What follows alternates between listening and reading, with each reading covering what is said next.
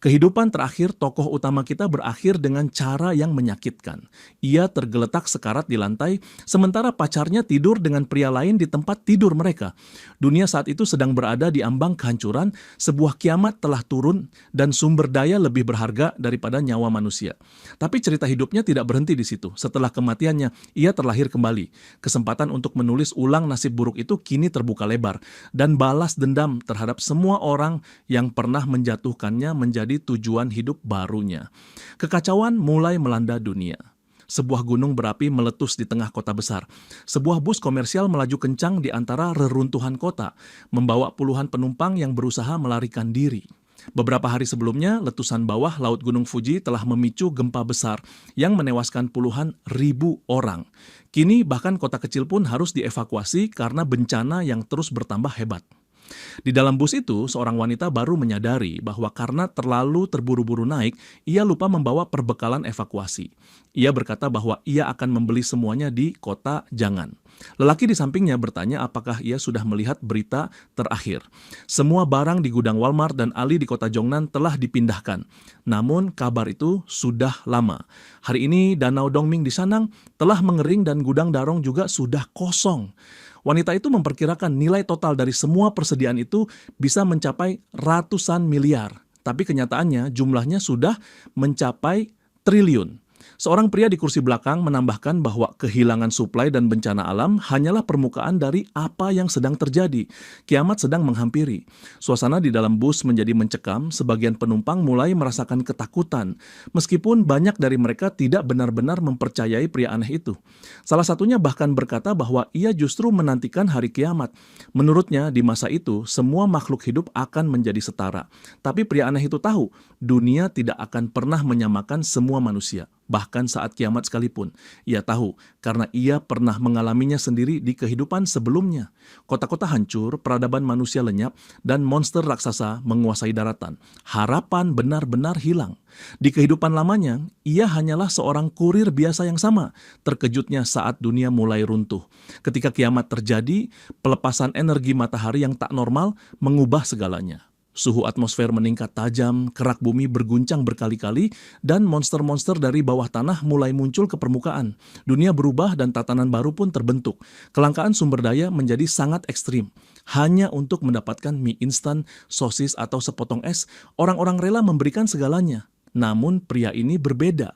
Ia telah melihat semuanya dengan mata kepala sendiri. Namanya Suchan. Dan ia terlahir kembali sebulan sebelum kiamat dimulai. Setelah meninggal di kehidupannya yang sebelumnya, kini ia memiliki semua pengalaman itu.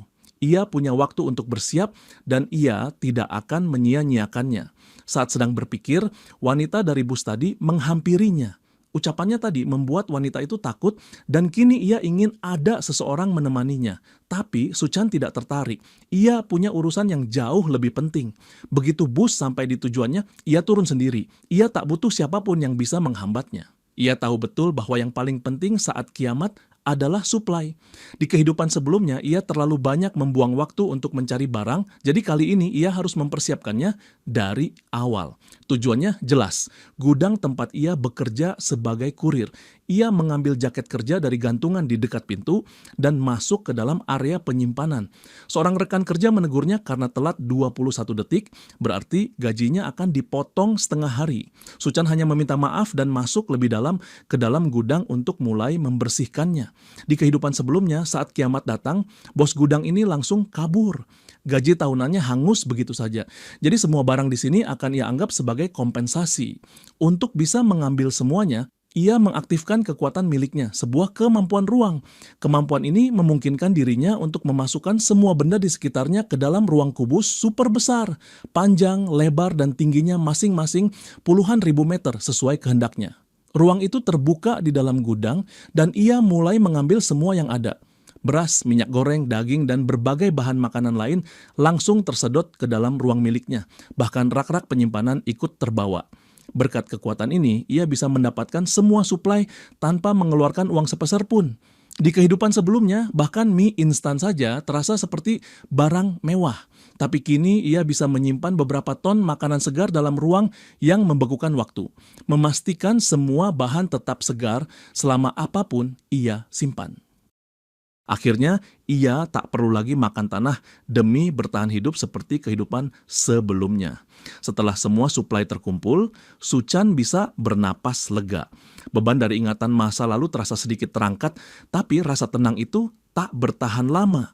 Saat ia sedang mengecek ulang semua barang yang berhasil ia simpan, 3 pria masuk ke area gudang tempat penyimpanan.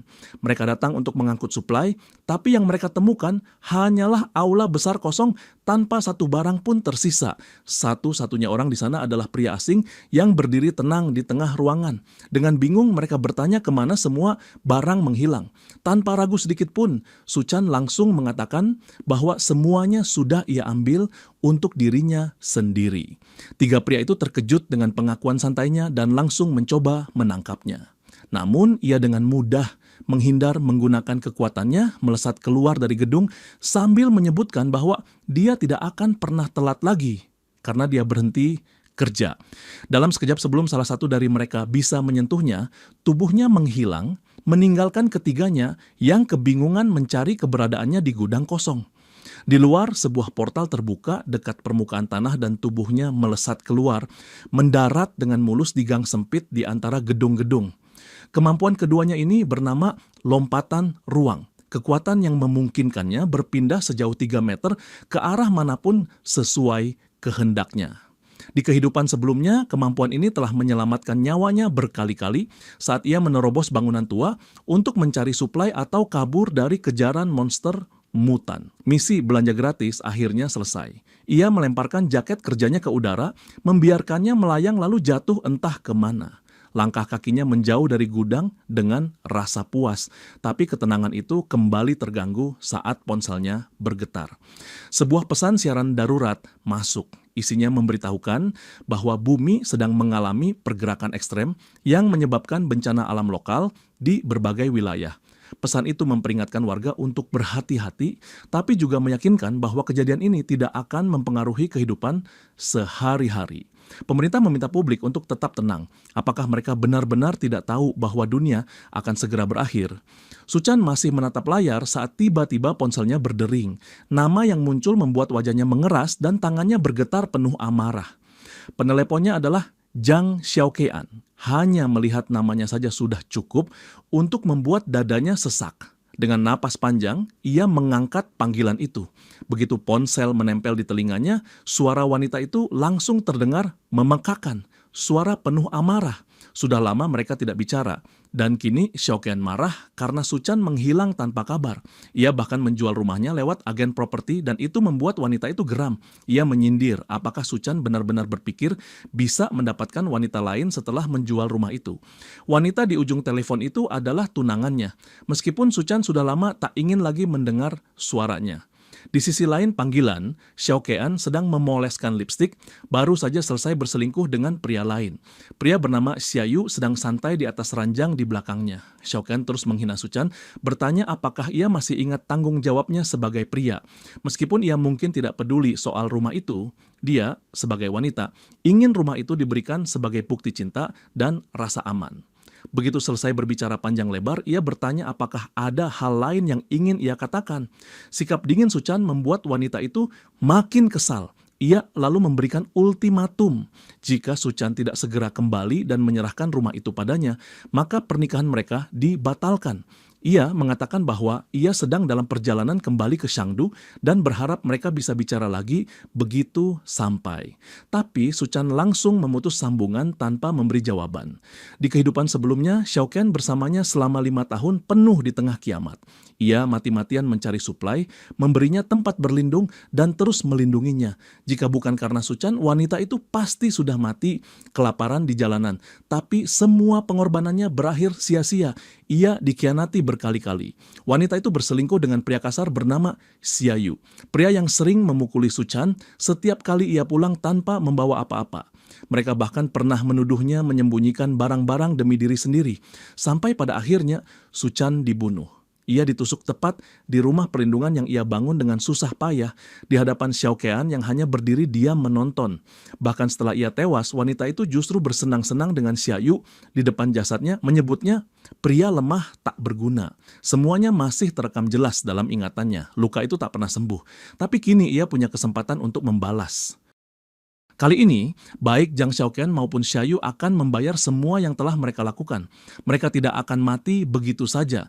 Ia akan pastikan rasa sakit yang mereka rasakan jauh lebih dalam dari apa yang pernah ia alami. Tangannya mengepal, napasnya memburu, tapi ia memaksakan diri untuk tetap tenang. Dendamnya memang besar, namun untuk saat ini, ia harus tetap fokus. Perjalanannya masih panjang. Ia masih harus mengumpulkan lebih banyak suplai demi bertahan hidup saat dunia mulai runtuh. Barang-barang penting lainnya hanya bisa didapatkan dengan uang. Karena itu, langkah pertama yang harus dilakukan Su Chan sekarang adalah mencari cara untuk mendapatkan uang sebanyak mungkin. Ia segera menelepon agen properti kepercayaannya, seorang pria yang biasa dipanggil manajer Lu. Tanpa banyak basa-basi, Su Chan menawarkan rumahnya dengan harga setengah dari nilai pasar. Syaratnya hanya terlalu cepat untuk orang seperti dia. Setelah itu, ia melepaskan cengkeramannya dan membiarkan Xiaoyu menggeliat ketakutan. Xiaoan masih linglung mencoba membantu kekasihnya yang batuk-batuk parah sambil terus menatap Su Chan dengan ketakutan. Su Chan melangkah melewati keduanya dan masuk ke dalam kantor. Tapi sebelum benar-benar masuk, Xiaoan yang belum juga kapok kembali membuka suara, memerintahkan Su Chan untuk berlutut dan meminta maaf sebelum ia benar-benar marah. Ia bahkan masih sempat mengancam membatalkan pernikahan mereka. Ancaman itu hanya berlangsung sesaat.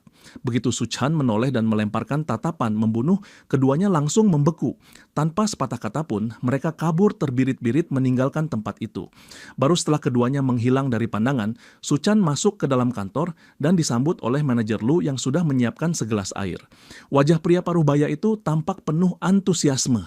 Bagaimana tidak, rumah senilai lebih dari 1 juta akan dibelinya hanya dengan setengah harga. Dalam hati, ia menganggap Su Chan bodoh, tapi justru karena itu, ia bisa mendapat untung besar dalam waktu singkat.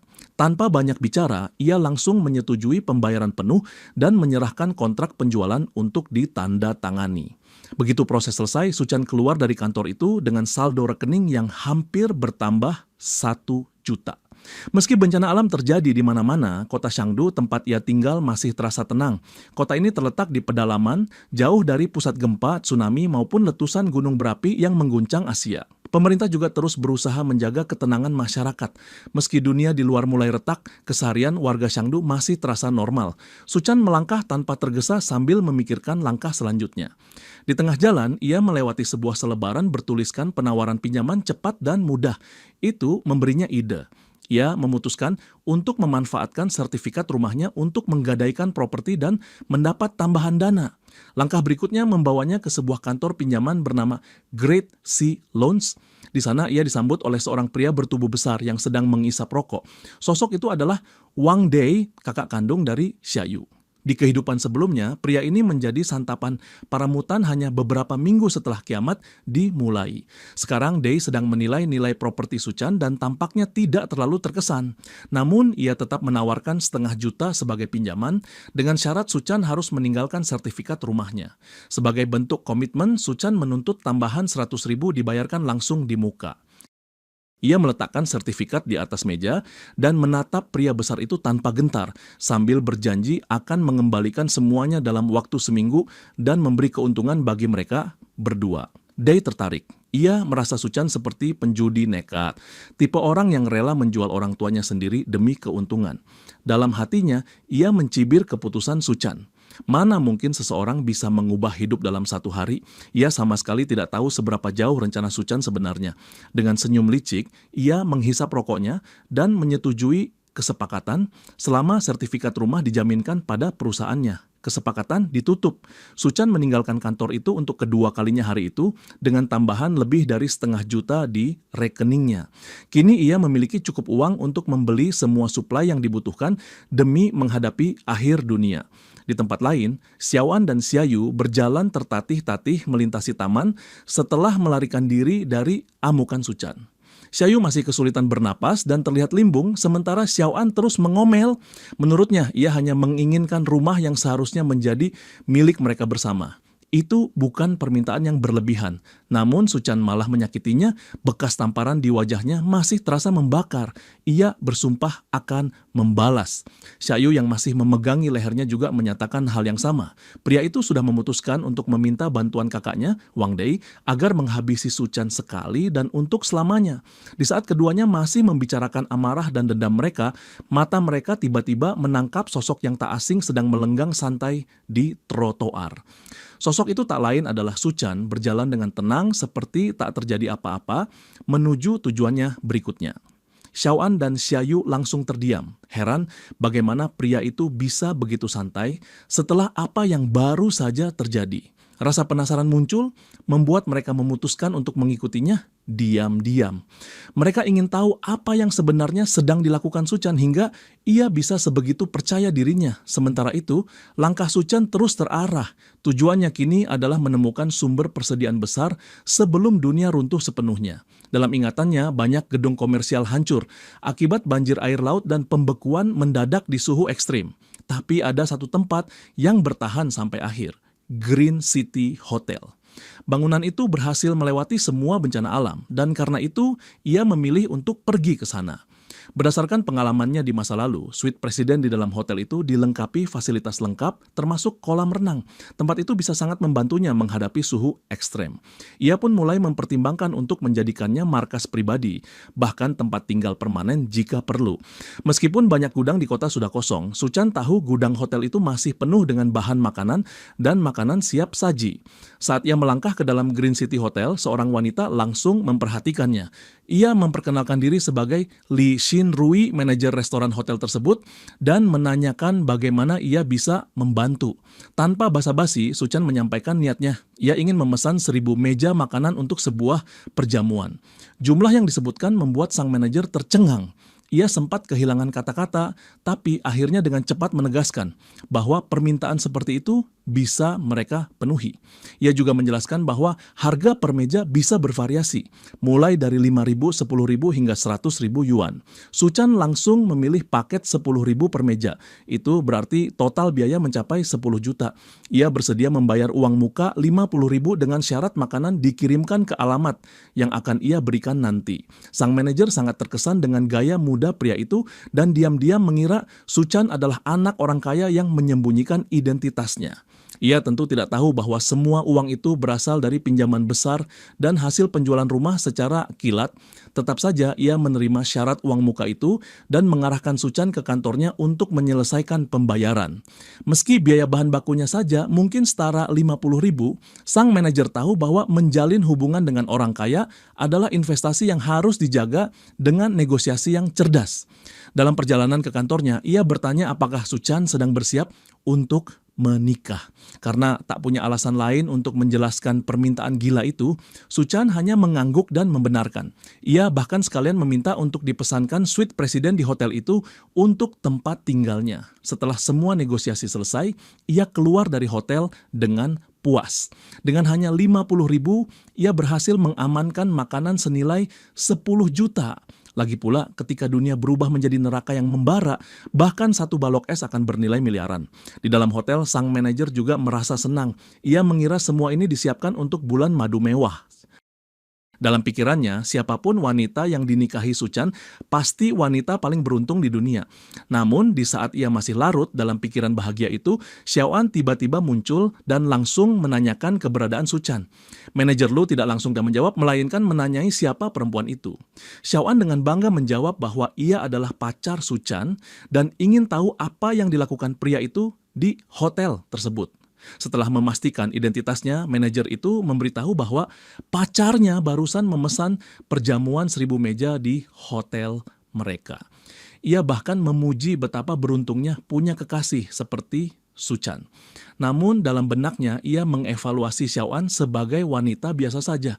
Mungkin hanya nilai 7 dari 10. Tapi memang pria-pria kaya seringkali menyukai wanita dengan temperamen tinggi seperti ini. Xiaoan dan Xiaoyu masih sulit percaya bahwa Suchan bisa memesan perjamuan 10 juta. Tapi manajer Lu memberi mereka penjelasan yang terdengar meyakinkan. Banyak orang kaya menyembunyikan kekayaan mereka dari pasangan dan baru mengungkapkannya saat hari pernikahan tiba.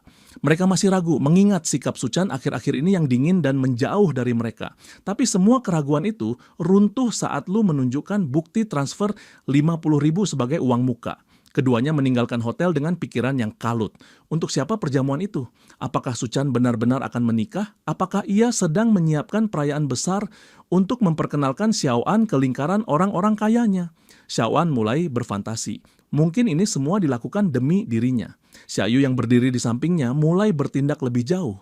Ia mencoba meraih tubuh Xiaoan, tapi wanita itu segera menepis tangannya. Ia sadar, ia harus menciptakan peluang agar bisa kembali ke sisi Suchan secepat mungkin. Bayangan tentang kehidupan mewah mulai memenuhi pikirannya. Gaun-gaun mahal, rumah besar, para pelayan yang siap melayani setiap kebutuhannya, semua itu seperti mimpi. Ia tidak pernah menyangka bahwa semua itu mungkin datang dari pria seperti Suchan. Sementara itu, Suchan kembali ke rumah lamanya untuk melanjutkan rencana pembelian tanpa biaya. Atau lebih tepatnya, menjarah. Ia sama sekali tidak berniat mengembalikan barang-barang yang sudah ia ambil, apalagi membayarnya. Beberapa barang penting belum ia dapatkan dan sisa uangnya nyaris tak cukup. Ia pun memutar otak dan memilih metode licik lainnya untuk mendapatkan dana tambahan.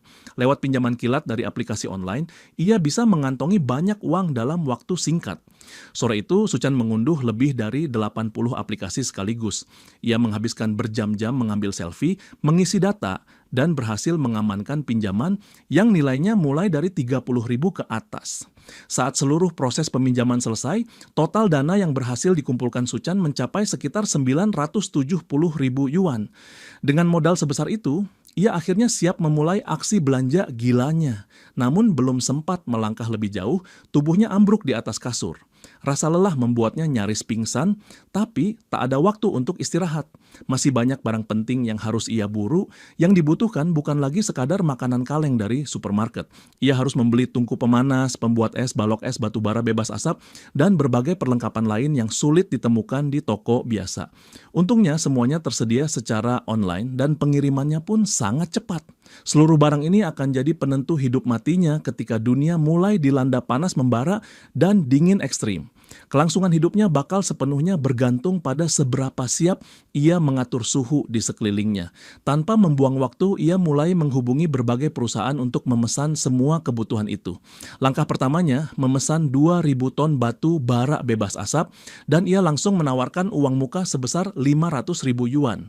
Tak berhenti di situ, ia juga menghubungi pabrik es untuk memesan bertonton balok es sekaligus. Beberapa perusahaan meminta pertemuan langsung, jadi ia pun bersiap keluar dari apartemennya. Begitu melangkah keluar, ia malah berpapasan dengan wajah lama yang tidak ia rindukan sama sekali. Lena, teman dekat Xiaoan, sekaligus orang yang dulu memperkenalkan mereka satu sama lain dan menyeretnya ke dalam hubungan penuh penderitaan itu, muncul dengan senyum ramah. Di belakangnya, sosok wanita yang tak asing mengikuti tentu saja Xiaoan sendiri. Lena mendekat sambil berkata bahwa pacarnya merindukannya. Tapi Suchan langsung menanggapi dengan sinis, apakah yang dirindukan itu dirinya atau justru rumahnya? Lena mencoba menutupi maksud sebenarnya, berdalih bahwa Xiaoan hanya menguji dirinya. Ia menuduh Suchan terlalu cuek dan tidak melihat betapa sedihnya Xiaoan selama ini. Kesempatan itu dimanfaatkan Xiaoan untuk merapat ke lengan Suchan dan memohon sambil merengek. Ia mengajaknya jalan-jalan, meminta maaf karena telah memarahi Suchan kemarin dan berharap Suchan tak marah lagi. Tapi semua itu tak berarti apa-apa bagi Suchan. Dengan dingin, ia menarik lengannya dan bilang bahwa dirinya sibuk. Kalau Xiaoan ingin jalan-jalan, silakan jalan sendiri. Xiaoan terkejut dengan sikap acuh itu, tapi Lena segera menyadarkannya. Mereka melihat Suchan naik taksi dan Lena menyarankan agar mereka mengikuti dengan taksi lain. Ini bisa jadi ujian terakhir, mereka pun mengendap mengikutinya hingga Suchan tiba di pabrik es. Di sana Suchan disambut seorang pria tua yang tak menyangka bahwa pelanggan sebesar ini ternyata masih muda. Mereka berjabat tangan, lalu Suchan langsung menanyakan soal estimasi, waktu produksi dan pengiriman 2.000 ton es yang ia pesan. Sang manajer memastikan bahwa pabrik mereka adalah salah satu yang paling efisien di seluruh provinsi. Ia menjanjikan bahwa seluruh es bisa dikirim dalam waktu 3 hari. Harganya 800.000 yuan. Tanpa ragu, Suchan menyerahkan uang muka 100.000 dan memberikan alamat tujuan pengiriman. Setelah transaksi dikonfirmasi, si manajer penasaran. Untuk apa anak muda ini membutuhkan begitu banyak es? Apakah ada acara besar yang sedang dipersiapkan? Jika memang ia adalah penyelenggara acara rutin, mungkin bisa kerjasama di masa depan. Dan memang benar, ada acara besar yang sebentar lagi akan terjadi, kiamat. Tapi tentu saja Su-chan tidak bisa bilang begitu. Ia hanya menjawab bahwa semuanya akan didonasikan ke Alashan untuk kegiatan amal. Sang manajer agak terkejut, tapi transaksi tetaplah transaksi. Ia baru saja menjual es senilai 800.000 dalam sekali pertemuan. Anak muda itu pasti bukan orang biasa. Ketika ia melihat taksi Su-chan pergi, sebuah taksi lain berhenti di depannya. Ia mengira ada tamu bisnis tanpa janji. Ternyata yang keluar adalah Xiaowan dan Lena. Mereka langsung menghampiri manajer. Xiaowan menyebut bahwa Su-chan adalah tunangannya dan ingin tahu apa yang baru saja dibicarakan. Meski agak curiga bahwa ini semacam sandiwara penyelidikan, sang manajer tetap menjawab. Ia bilang bahwa Su-chan baru saja memesan es senilai 800.000 yuan. Xiaowan dan Lena hampir berteriak mendengarnya. Itu membuktikan bahwa Su-chan benar-benar kaya, mungkin pewaris kekayaan generasi kedua. Tak ada orang waras yang menghabiskan uang sebanyak itu hanya untuk es. Lena penasaran dan bertanya apa sebenarnya tujuan Su-chan membeli sebanyak itu.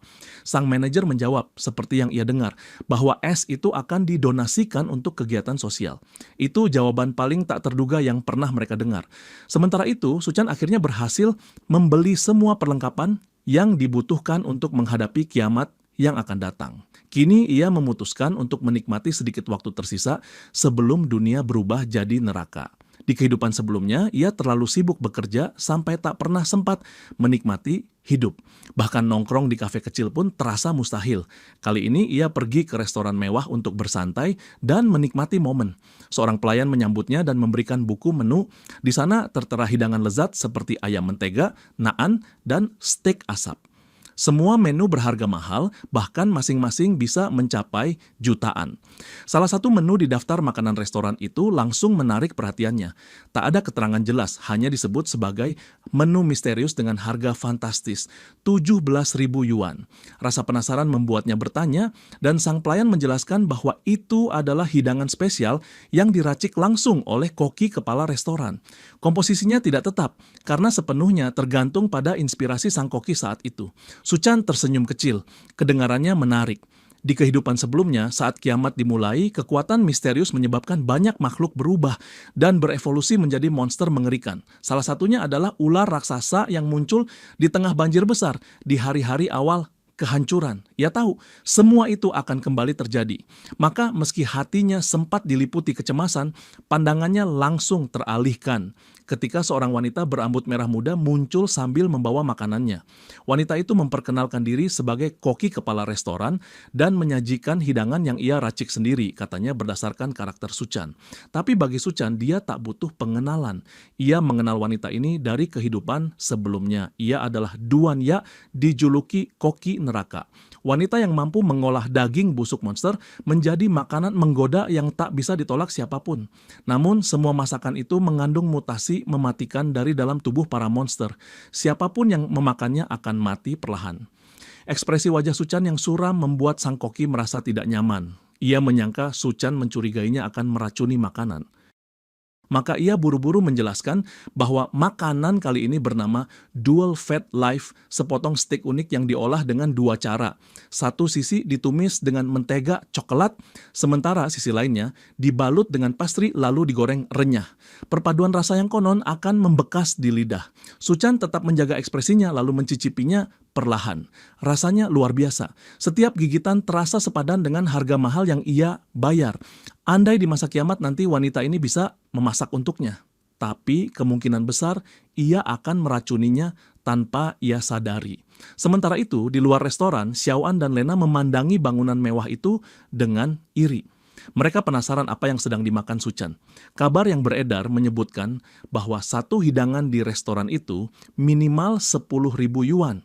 Dan kenyataan bahwa Su-chan datang ke sana hanya untuk ngemil sudah cukup membuktikan kalau ia pasti anak orang super kaya. Xiaowan merasa bahwa jika suatu hari ia menikah dengan pria kaya, ia pasti bisa menghidupi saudara-saudaranya dengan mudah. Setelah puas menyantap makanan mahal, petualangan Suchan berlanjut ke tempat lain, sebuah bar bernama Arya Skans yang berada di kawasan eksklusif Golden Sales Vault Chengdu. Di kehidupan lamanya, ia selalu menyesal tak pernah sempat mengunjungi tempat seperti ini. Karena begitu kiamat tiba, semua tempat mewah seperti ini akan hilang selamanya. Maka kali ini ia memutuskan untuk menikmati apapun yang bisa dinikmati. Ia duduk dan langsung dikelilingi oleh beberapa perempuan yang sudah duduk lebih dulu. Mereka menawarkan minuman dan Suchan pun setuju. Tapi dari sudut matanya, ia menyadari ada satu perempuan yang tampak berbeda, tidak seantusias teman-temannya. Gadis itu, kata mereka, bernama Yun Yun. Ini pertama kalinya ia datang ke klub.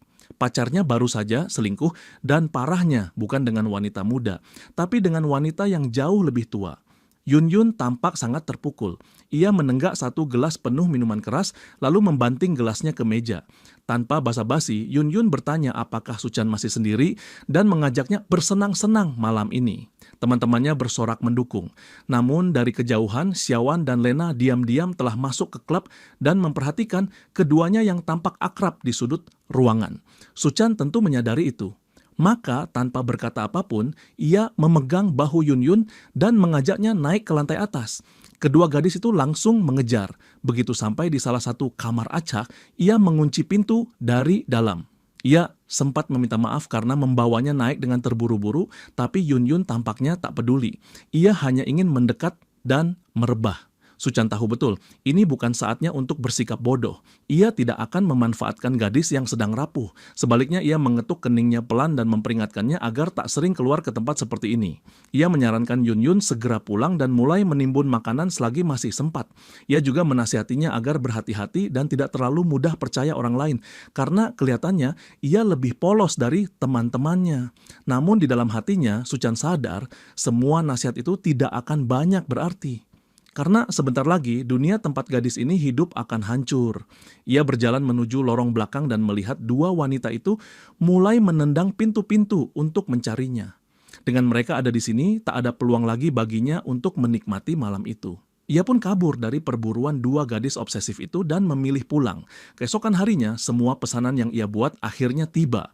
Truk-truk besar berdatangan di depan gudang yang telah ia sewa untuk menerima seluruh pengiriman. Suchan langsung turun tangan membimbing para supir dan pekerja untuk menurunkan batu bara bebas asap dan balok-balok es raksasa. Salah satu sopir truk sempat khawatir karena gudang itu tidak punya ruang pendingin. Artinya, semua es batu bisa mencair dengan cepat. Tapi Suchan menenangkannya. Ia bilang tak perlu khawatir soal itu. Ia memberi instruksi agar semua barang dipindahkan ke dalam gudang dan diarahkan ke lokasi-lokasi tertentu yang sudah ia siapkan sebelumnya. Sementara proses pemindahan berjalan, Xiao sedang mencari Xiaoan dan memberitahunya bahwa Suchan telah menyewa gudang besar di pinggiran kota. Tak hanya itu, ia juga membeli banyak mesin-mesin besar yang saat ini sedang dipindahkan ke dalam gudang tersebut. Rasa penasaran membuat Xiaoan langsung mengajak Lena untuk melihat sendiri apa yang sedang terjadi di sana. Begitu mereka tiba, pemandangan pertama yang menyambut mereka adalah sebuah pesta mewah. Layaknya perjamuan Hotel Green City yang baru saja dibongkar, lalu dirakit ulang di halaman gudang. Karpet merah terbentang, meja-meja tertata rapi, dan seluruh suasana menyerupai pesta pernikahan setelah resepsi. Lena langsung yakin bahwa ini semua adalah persiapan lamaran. Ia membayangkan sebentar lagi para tamu undangan akan berdatangan untuk menyaksikan pernikahan mereka. Xiaoan, meski gengsinya masih tinggi, tetap berkata bahwa meski Suchan melamar, belum tentu ia akan menerimanya. Tapi tetap saja ia mengajak Lena untuk ikut melihat seberapa besar kesungguhan Suchan padanya. Mereka berdua pun mendekat dan Xiaoan langsung bertanya apa maksud dari semua pembelian ini. Apa sebenarnya tujuan Suchan mengumpulkan begitu banyak persediaan? Namun ia tidak menjawab. Ia malah menyuruh Xiaoan membantu memindahkan semua kotak ke dalam gudang. Jika ia membantu, barulah ia akan menceritakan semuanya. Xiaoan langsung merasa jijik, ia calon wanita kaya. Mana mungkin dia disuruh kerja kasar seperti ini? Tapi Lena mengingatkannya bahwa ini bisa jadi ujian. Kalau dia benar-benar ingin jadi nyonya kaya, ia harus menunjukkan bahwa dirinya pantas. Meski masih ogah-ogahan dan merasa terhina, akhirnya Xiaoan setuju. Demi masa depan mewah yang ia impikan, ia mengangkat satu kotak berat ke pundaknya sebagai bukti bahwa ia bukan wanita manja. Lena pun ikut membantu dengan harapan kalau Suchan benar-benar orang kaya dan ia juga bisa kecipratan nasib baik. Suchan hanya tertawa dalam hati melihat dua gadis itu bekerja keras secara cuma-cuma. Persediaan yang ia beli sangat banyak. Meskipun pihak hotel mengirim beberapa staf untuk membantu, pekerjaan tetap terasa berat. Mereka menghabiskan sepanjang hari mengangkut dan menyusun barang-barang. Menjelang malam, semua selesai. Xiaoan kelelahan dan frustrasi. Seharian bekerja tanpa makan sedikit pun. Dalam benaknya, semua ini adalah ujian terakhir sebelum ia resmi jadi wanita kaya seperti dalam mimpinya. Lena pun terkapar di lantai gudang, kehabisan tenaga. Ia tak percaya bahwa Suchan membuat mereka mengangkat barang-barang seberat itu. Hanya balok-balok es saja sudah lebih dari 50 kg per buah. Tapi akhirnya, semua selesai. Xiaoan yakin bahwa sebentar lagi Suchan akan melamarnya. Ia sudah menjual rumah, menumpuk utang, dan mengambil banyak pinjaman hanya untuk membeli semua barang ini. Lena terkejut dan berteriak, "Tidak mungkin! Bagaimana bisa ia bangkrut setelah membeli lebih dari 10 juta yuan makanan, belum termasuk puluhan ribu barang lainnya?" Suchan pun berbohong. Katanya ada bos besar yang ingin melakukan kegiatan amal, jadi ia hanya membantu menyatukan orang-orang untuk membagikan makanan dan persediaan. Xiaoan tak tahan lagi. Ia menerjangnya, menuduh bahwa ia sudah berbohong dan mempermainkannya. Tapi Suchan menghindar dengan mudah dan berkata bahwa ia tak pernah berbohong. Semua ini hanya delusi Xiaoan sendiri. Ia yang terlalu banyak berharap pada sesuatu yang tak nyata. Xiaoan tetap mengamuk di lantai. Ia menyesal karena sempat berpikir bahwa Suchan adalah anak orang kaya. Tapi sekarang ia tahu, pria ini tak punya apa-apa. Ia bilang, Suchan bisa melupakan impian menikah dengannya. Bagi Suchan, itu bukan masalah. Tidak ada orang yang peduli pada wanita mata duitan seperti itu. Kalimat itu membuat Xiaoan semakin marah, dan ia pun pergi dengan penuh dendam. Ia bersumpah Suchan akan menyesal seumur hidup. Lena pun ikut pergi, tapi sebelum itu ia sempat memperingatkan bahwa Suchan sudah selesai. Tapi Suchan sama sekali tidak gentar. Di dunia yang akan segera dilanda kiamat, ancaman seperti itu hanya jadi bahan tawa. Karena saat semuanya berubah, satu-satunya yang akan menyesal adalah mereka. Setelah dua pengganggu itu pergi, Suchan mengunci diri di dalam gudang dan menatap gunungan persediaan yang berhasil ia kumpulkan. Sekarang, yang harus ia lakukan hanyalah menunggu kiamat datang. Ia membuka ruang penyimpanan tanpa batas miliknya dan mulai menyimpan semuanya untuk digunakan nanti. Dengan semuanya tersimpan aman, ia kembali ke Hotel Green City untuk menikmati makan santai sambil menanti runtuhnya peradaban. Saat sedang bersantai di lobi hotel dengan makanan enak, sekelompok orang masuk dengan suara gaduh. Semuanya adalah wajah yang ia kenal.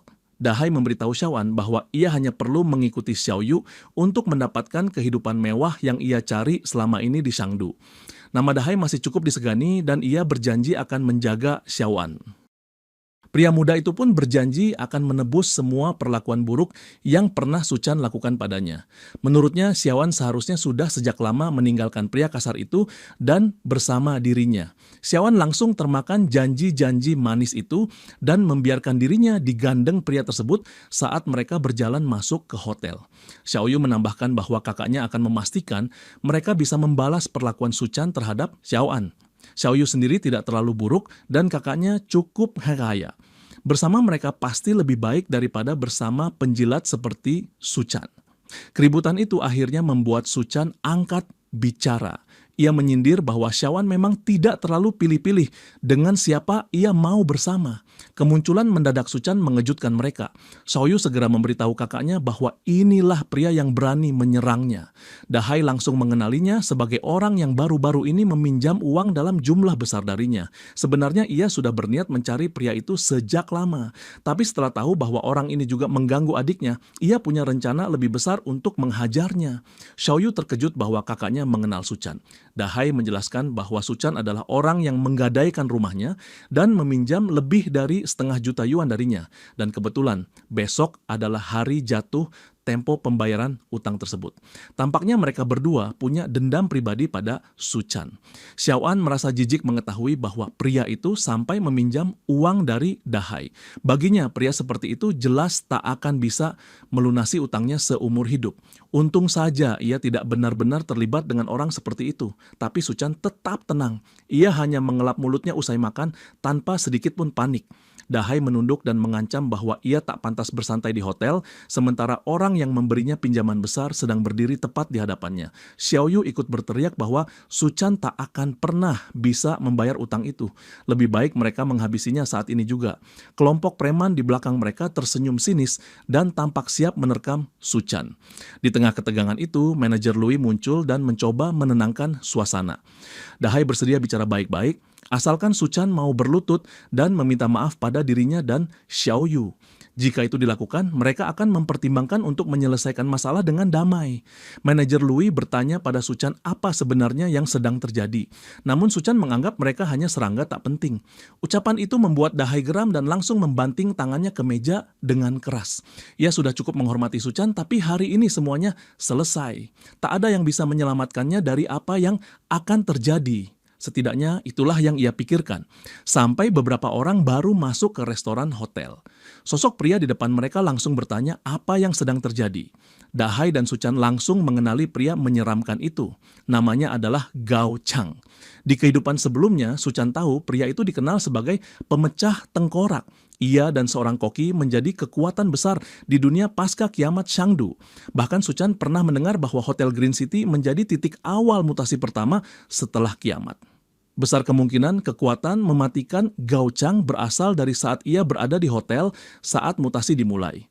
Tapi untuk sekarang, Gao Chang hanyalah seorang pengusaha ternama di Shangdu, punya jaringan luas di dunia bawah tanah dan banyak anak buah. Gao melihat Su Chan dengan tatapan penuh minat. Kini kekacauan sudah reda dan tidak ada lagi yang mengacau di hotelnya. Ia pun melanjutkan urusannya. Ia membawa dana ke salah satu kantor di dalam hotel, di mana Tuan Sun telah menunggu sambil menuangkan segelas anggur. Saat mereka masuk, pria itu menyebut dirinya Tuan Sun, dan sang koki bertanya apa yang ingin dibicarakan dengannya. Tuan Sun berkata bahwa ia sudah lama mendengar tentang kecantikan Dana, dan akhirnya hari ini ia bisa melihat langsung. Ia menawarkan segelas anggur padanya, tapi Dana bisa langsung melihat bahwa ada sesuatu yang dilarutkan ke dalam minuman itu. Ia hanya bisa menatapnya dengan kaget dan jijik. Sementara itu, di kamar suite presiden, Su Chan sedang memutar anggurnya perlahan. Di kehidupan sebelumnya, ia hanya bisa bersembunyi bersama Xiao Qian di ruang bawah tanah mereka, berjuang hidup-hidup melawan panas ekstrem yang melanda dunia pasca kiamat. Tak pernah terpikir oleh Su Chan bahwa di saat seperti ini, perempuan itu justru akan terus mengekorinya. Tapi di balik semua ini adalah kesempatan bagus untuk menuntaskan semua dendam lama yang pernah mengendap dalam dirinya. Ia memperhatikan Xiao An dan rombongannya bermain di kolam renang tanpa ada satupun dari mereka yang menyadari keberadaannya. Di sisi lain, dua pria berdiri di tepi kolam dengan hanya mengenakan pakaian renang menunggu para perempuan bergabung. Deik mengeluhkan bahwa cuaca akhir-akhir ini terasa makin panas, bahkan malam hari terasa lebih menyengat daripada siang. Itulah sebabnya Xiao mengusulkan ide untuk berenang malam-malam. Lagi pula, melihat para gadis dengan pakaian renang jelas menjadi bonus tambahan yang menyenangkan. Dengan semangat yang menggelora, kedua pria itu saling berpelukan kegirangan karena merasa ide mereka brilian. Tak lama kemudian, dua perempuan muncul dengan pakaian renang, dan mereka pun memperhatikan bahwa bulan terlihat lebih terang dari biasanya. Saat mereka tiba di kolam, Xiao menggenggam tangan Shaan dan menyatakan bahwa cintanya lebih terang daripada cahaya bulan malam itu. Tapi Shaan tak peduli dengan rayuan kosong itu. Suasana terlalu panas dan satu-satunya yang ada di pikirannya hanyalah masuk ke dalam air. Dari atas, Su Chan menyaksikan semuanya sambil tertawa pelan. Bulan merah yang bersinar terang itu hanya bisa berarti satu hal: kiamat akan segera dimulai. Ia memutar segelas anggurnya di udara dan meneguknya pelan untuk merayakan awal dari akhir dunia. Tiba-tiba bulan meledak memancarkan cahaya panas membakar dan keempat orang yang berada di luar langsung merasakannya. Mereka berlari panik menuju lobi hotel, tapi Deik tertinggal karena tidak bisa berlari secepat yang lain. Sinar bulan berubah menjadi panas menyengat dan kulit mereka mulai terbakar. Orang-orang yang berada di dalam hotel pun mulai menyadari bahwa cahaya dari luar kini seterang siang hari. Anak buah Daik bertanya-tanya apakah bos mereka baik-baik saja. Namun salah satu dari mereka menyeletuk bahwa kemungkinan besar Daik sedang asik menggoda para gadis dan sebaiknya dibiarkan saja menikmati waktunya. Tapi mereka langsung terdiam saat Xia, Kean, Xiao, dan Lena berlari kembali ke dalam lobi hotel seperti habis bertarung melawan maut. Mereka berguling di lantai dengan panik, mencari cara untuk mendinginkan tubuh mereka yang merah terbakar. Kulit mereka tampak melepuh. Xiaoyu melihat akuarium ikan dan mereka bertiga langsung terjun ke dalamnya, berharap bisa mendinginkan tubuh. Di dalam akuarium mereka saling bertengkar, berebut siapa yang boleh tinggal lebih lama di air dan siapa yang harus keluar. Anak buah Daik melihat dari jauh dan bingung dengan apa yang terjadi. Mereka tidak mengerti kenapa keempat orang itu terluka parah dan lebih penting lagi, di mana keberadaan Daik. Xiao baru sadar bahwa mereka telah meninggalkan kakaknya di luar, namun semuanya sudah terlambat. Kulit Daik lebih parah terbakar dibanding yang lain, dengan luka melepuh di seluruh tubuhnya. Semua orang langsung panik dan berusaha menolongnya sebelum dia pingsan karena rasa sakit. Sementara itu, di tempat lain, Tuan Sun bertanya pada dua kenapa dia belum juga meminum anggur yang disajikan. Sebelum Sang Koki sempat menjawab, Gao Chang menyela dan memberitahu bahwa jamuan makan malam sudah dipersiapkan. Tapi Tuan Sun tak peduli. Yang mengganggunya hanyalah fakta bahwa Dananya tidak meminum anggur yang ia tuangkan. Di Shangdu, tidak ada satupun orang yang berani menolak tawaran minumannya. Tuan Sun menyuruh Gao Chang untuk tidak ikut campur, karena ini bukan urusannya. Saat itu juga Dananya menyadari bahwa Gao Chang telah menjebaknya. Ia pasti sengaja melakukannya untuk menjilat dan mencari muka di hadapan Tuan Sun. Pria besar itu merasa dirinya tak tersentuh di Shangdu dan bisa seenaknya menyakiti wanita manapun. Dan hari ini, sepertinya dia telah memilih dirinya sebagai korban. Dananya yakin ada sesuatu yang berbahaya di dalam minuman itu dan ia tak boleh meminumnya. Namun, ia benar-benar terpojok dan tak punya cara untuk lari dari situasi tersebut. Saat itulah cahaya bulan kembali bersinar terang membara, memaksa Gao Chang dan Tuan Sun menutup tirai karena panasnya tak tertahankan. Kedua pria itu langsung menyadari bahwa sesuatu yang buruk sedang terjadi dan mereka sepakat untuk turun ke bawah untuk mencari tahu. Dananya menghela napas lega karena gangguan itu menyelamatkannya dari bahaya yang mengancam. Di bawah, seluruh tamu hotel telah berkumpul di lobi, berusaha mencari jalan keluar. Manajer Louis berusaha menenangkan mereka, mengatakan bahwa tim penyelamat sedang dalam perjalanan untuk membawa mereka ke lokasi yang lebih aman. Tapi para tamu tak terlihat yakin, dan keributan mulai pecah di seluruh ruangan. Sementara itu, Gao Chang yang baru saja turun bertanya pada salah satu orang apa yang sebenarnya terjadi. Orang itu menjelaskan bahwa telah terjadi peningkatan suhu secara tiba-tiba dan berita menyebutkan bahwa ratusan orang sudah terluka. Tuan Sun mencoba menelepon temannya untuk menjemputnya dari hotel. Namun mereka mengatakan bahwa semua sedang fokus menangani gangguan daya listrik dan tidak ada yang bisa datang menjemputnya. Di sudut ruangan, Daik masih berteriak kesakitan karena kulitnya yang terbakar langsung oleh cahaya bulan. Anak buahnya mengatakan bahwa ia harus segera ke rumah sakit, namun tiap kali disentuh, ia menjerit karena rasa sakitnya tak tertahankan. Tapi dengan panas di luar yang begitu ekstrem, mustahil mereka bisa membawanya ke sana. Akhirnya mereka memutuskan menelepon salah satu orang kepercayaannya, Siada, untuk datang menjemput mereka. Siada yang saat itu sedang berada di garasi bawah tanah markas Real Estate, mereka langsung mengemudi keluar menuju hotel tempat semua orang sedang terperangkap. Karena berada di bawah tanah, Siada tidak merasakan panas seperti orang lain. Tapi begitu ia mengemudikan mobilnya keluar ke jalan, barulah ia menyadari bahwa seluruh kota bersinar terang seperti siang hari. Tak lama kemudian, ban mobilnya meledak dan mobilnya mogok di tengah jalan. Terpaksa, ia keluar dan berlari kembali ke arah gedung. Ia sempat menghubungi Daik untuk memberitahu soal insiden di jalan, namun perhatiannya langsung teralihkan oleh rasa sakit luar biasa. Sepatunya mulai meleleh setiap kali ia melangkah, dan tubuhnya pun tersungkur ke tanah. Begitu membuka mata, ia terkejut mendapati tubuh seseorang yang telah benar-benar meleleh dan hancur total tepat di sampingnya. Ia menjerit panik dan berusaha bangkit, tapi kulitnya menempel di aspal panas dan justru semakin rusak saat ia menarik tubuhnya. Panas itu telah melelehkan sebagian wajahnya dan membuatnya lengket di tanah. Di hotel, Daik dan anak buahnya hanya bisa mendengar jeritan histeris dari ponsel saat tubuh Siada dipanggang hidup-hidup oleh panas yang luar biasa itu. Di tengah kekacauan di lantai bawah, Suchan justru tidur nyenyak di kamar berpendingin udara tanpa sedikit pun menyadari bencana yang sedang terjadi. Tak lama kemudian berita darurat langsung tersebar di televisi memperingatkan bahwa anomali suhu ini sudah merenggut nyawa hampir 100 orang. Pemerintah menyarankan semua orang tetap di dalam rumah untuk mencegah luka bakar pada kulit maupun gangguan pernapasan. Namun, suhu yang terus meningkat akhirnya membuat jaringan listrik kota meledak, memutus aliran listrik di seluruh penjuru kota. Daik masih mencoba menghubungi kembali Syada, tapi sambungannya tak pernah terhubung lagi. Sepertinya Syada telah tewas, dan kini seluruh kamar hotel sudah penuh. Daik dan kelompoknya tidak punya pilihan selain menempati kamar terakhir yang tersisa yang harus mereka bagi dengan Xiaoan dan Lena. Tentu saja dua gadis itu sangat tidak senang dengan situasi ini dan langsung mengeluh karena menginginkan kamar sendiri. Sementara mereka berdebat, listrik padam. Itu berarti AC pun mati dan suhu ruangan langsung meningkat drastis. Jika mereka tidak segera keluar dari kamar, mereka bisa mati lemas karena panas. Para pria mulai mencopot pakaian mereka, berusaha mencari cara untuk mendinginkan tubuh. Xiaoan kemudian teringat bahwa Suchan telah memesan presidential suite yang memiliki kolam renang pribadi. Jika mereka berhasil mengusirnya, maka mereka bisa mengambil alih ruangan itu untuk bertahan hidup. Sementara itu, Suchan tengah menikmati malam dengan berenang di kolam pribadinya. Di kehidupan sebelumnya, ia tahu bahwa sistem listrik kota sangat berbahaya karena perawatan yang buruk. Meski tenaga kerja dikerahkan, ledakan listrik tetap terjadi dan menimbulkan kerusakan besar.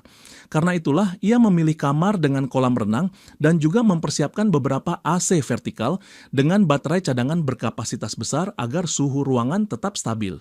Ia menggunakan kekuatan ruangannya untuk memanggil es batu yang ia simpan, juga menyiapkan satu meja penuh makanan. Hari pertama kiamat ini ingin ia awali dengan sarapan sederhana. Namun sebelum sempat menyentuh makanan, terdengar ketukan keras di pintu. Saat ia membukanya, para pria dan gadis yang ada di luar langsung menyadari betapa sejuknya ruangan tersebut. Mereka langsung melihat deretan AC dan tumpukan es batu yang menjaga suhu tetap dingin. Para perempuan langsung meneriakinya karena dianggap egois dan menikmati kemewahan sendirian, sementara mereka hampir meleleh di luar. Mereka mencoba memaksanya keluar dan menguasai ruangan itu. Daik mengingatkannya bahwa ia masih memiliki banyak utang bisnis dan satu-satunya cara untuk membayarnya adalah dengan menyerahkan kamar ini kepada pria yang lebih tua. Jika tidak, dia sendiri yang akan menyeret Suchan keluar. Tapi Suchan tak tinggal diam. Ia mengeluarkan pistol dan menembak tepat ke perut Daik sebagai bentuk pertahanan diri. Ia memperingatkan bahwa jika mereka melangkah satu langkah lagi, maka peluru berikutnya akan meluncur. Semua langsung terdiam melihat pistol itu. Daik hanya bisa menunduk, syok melihat luka tembak di tubuhnya. Karena mereka masih berdiri di depan pintu kamar, Suchan melepaskan tembakan kedua ke arah kaki Daik. Ia memperingatkan bahwa ia akan menghitung sampai 3, dan jika mereka masih berada di sana, maka hujan peluru akan menyusul. Tak butuh waktu lama, mereka semua langsung kabur dari sana. Di lobi hotel, Gao Chang berteriak marah, menanyakan kenapa tidak ada makanan yang tersedia. Sang manajer meminta maaf dan menjelaskan bahwa beberapa hari lalu ada tamu yang memesan 1.000 meja untuk pesta besar, dan hampir semua stok bahan makanan telah habis. Seharusnya pengiriman bahan makanan baru datang hari ini, tapi gelombang panas membuat pengiriman itu tertunda. Karena pasokan yang tersisa sangat terbatas, Tuan Sun menuntut agar semua makanan dan air yang tersisa dibawa langsung untuk dirinya. Orang-orang di lobi langsung memprotes dan mencoba menyerangnya, tapi para pengawalnya masih berhasil menahan kerumunan yang makin marah. Di tengah keributan itu, sekelompok orang tiba-tiba masuk ke dalam lobi sambil berteriak bahwa Suchan telah mencoba membunuh seseorang. Gao Kang langsung memperhatikan luka tembak yang diderita Daik dan ia tahu bahwa tidak banyak orang yang bisa memiliki senjata api di situasi seperti ini. Tampaknya ada seorang karakter tangguh yang tinggal di lantai atas. Xian mengumumkan kepada semua orang bahwa kamar Suchan memiliki listrik, AC, dan bahkan kolam renang. Hal itu langsung menarik perhatian semua orang. Dan ia menegaskan bahwa ia melihatnya sendiri dengan mata kepala. Bahkan ada banyak makanan dan es batu membuat ruangan itu terasa seperti surga jika dibandingkan dengan sauna panas di lobi hotel. Kerumunan langsung bersemangat dan bergerak naik ke atas untuk menghadapi Suchan. Daik memerintahkan anak buahnya untuk ikut bersama dan memastikan bahwa Suchan menyerahkan kamarnya, apapun yang terjadi. Ketika kerumunan tiba di depan pintu kamar Presidential Suite dan Suchan membukanya, udara sejuk langsung menyapa wajah mereka. Mereka semua memohon agar diizinkan masuk dan tinggal di dalam. Seorang anak kecil bahkan mengintip ke dalam ruangan mencari ayam goreng yang disebut oleh Xiao Kaiyan. Begitu melihatnya, dia langsung lari masuk ke dalam ruangan karena tergoda ingin mencicipinya. Tapi sebuah tendangan keras ke perut membuatnya terlempar kembali ke kerumunan. Kerumunan pun langsung berubah jadi liar. Mereka tak bisa menerima kenyataan bahwa seorang pria dewasa menendang anak kecil. Mereka sepakat bahwa orang seperti itu tidak pantas tinggal di kamar mewah. Mereka beramai-ramai menyerbu, tapi Suchan langsung menarik senjatanya dan menembak secara membabi buta ke arah kerumunan mengenai salah satu orang di barisan belakang. Lelaki itu langsung tumbang, mati di tempat. Suchan memperingatkan mereka bahwa meskipun ia sendirian, mereka semua hanya punya satu nyawa. Di lantai bawah, Xiao berteriak saat melihat kakaknya tergeletak di bawah terik matahari. Teman-teman satu kelompok menahannya agar tidak lari keluar karena sang kakak sudah lama meninggal. Luka yang dimilikinya sudah membusuk dan karena panas ekstrim serta ketiadaan obat, ia tak bertahan. Xiao tahu betul siapa yang harus disalahkan atas kematian itu. Pria yang menembak kakaknya. Sementara itu, pria itu sedang digoda oleh Xiaowan dan Lena yang berusaha meyakinkan bahwa dia tidak sungguh-sungguh berniat menembak. Mereka mencoba merayunya dan memohon agar diizinkan masuk. Mereka mengatakan akan melakukan apa saja asalkan diizinkan tinggal. Suchan melihat betapa putus asa mereka dan akhirnya setuju untuk membiarkan mereka masuk. Tapi sebelum sempat masuk, Xiao menerobos masuk sambil menerjang berniat membunuh Suchan untuk membalaskan dendam kakaknya. Suchan langsung menyatakan bahwa siapapun yang melewati pintunya akan mati. Ia mengayunkan tongkat baseball dan menghantam kepala Xiao hingga terlempar ke belakang, menghantam tubuh dua perempuan di belakangnya, menjatuhkan mereka semua ke lantai. Setelah menyaksikan sendiri seberapa brutal Suchan, dua perempuan itu langsung enggan lagi mendekat. Ia mengusir mereka agar enyah dari hadapannya. Mereka pun menyeret tubuh Xiao yang tak sadarkan diri pergi. Suchan sempat melirik ke atas ke arah sistem kamera bersenjata yang ia pasang tepat di dalam pintu. Jika mereka tadi tidak pergi, mereka mungkin sudah mati, tak peduli apakah mereka berhasil membunuhnya atau tidak. Di luar, konvoi kendaraan militer bersenjata melaju di jalanan yang membara menuju hotel. Ban kendaraan sudah dimodifikasi menjadi roda rantai dan kaca jendela diberi lapisan insulasi agar tim penyelamat bisa bertahan hidup dalam perjalanan pergi pulang. Salah satu kendaraan berhenti tepat di depan hotel. Sejumlah pria bersenjata mengenakan pakaian pelindung lengkap lalu masuk ke lobi hotel. Mereka langsung bertanya apakah Li Jianggo dari akademi ada di tempat. Saat ia melangkah keluar dari kerumunan, mereka memberinya pakaian pelindung dan menyatakan bahwa misi penyelamatan ini hanya untuk dirinya. Profesor Lu, seorang ahli geologi, akan memain peran penting dalam menghentikan bencana ini. Namun orang-orang di lobi langsung protes. Mereka tidak terima hanya satu orang yang diselamatkan sementara ratusan lainnya terjebak. Salah satu prajurit menjelaskan bahwa pemerintah sudah menyiapkan operasi penyelamatan massal yang akan dilakukan tengah malam saat suhu paling rendah. Begitu malam tiba, mereka bisa bergerak menuju Silicon Valley Plaza yang sudah ditetapkan sebagai titik evakuasi. Sebagian besar orang bersorak gembira merasa ada harapan untuk diselamatkan. Tapi tidak semua puas. Tuan Sun menerobos ke arah salah satu tentara dan menuntut diberi pakaian pelindung agar bisa pergi sekarang juga. Tapi penjaga itu dengan mudah menahannya. Karena tak ada pilihan lain, Tuan Sun menyuruh Gao Chang untuk mencuri salah satu pakaian pelindung, tapi mereka tak bisa bergerak karena beberapa senjata langsung diarahkan ke arah mereka. Saat para tentara hendak meninggalkan lokasi, Xiaoan menghentikan salah satu dari mereka dan memberitahu bahwa ada seorang pembunuh di lantai atas. Lena pun ikut menegaskan bahwa pria itu punya senjata dan telah membunuh beberapa orang, bahkan hampir membunuh mereka juga. Salah satu prajurit, Xiao Fang, memutuskan untuk tetap tinggal dan menyelidiki. Rekan-rekannya memperingatkan agar ia tidak gegabah dan fokus pada misi utama.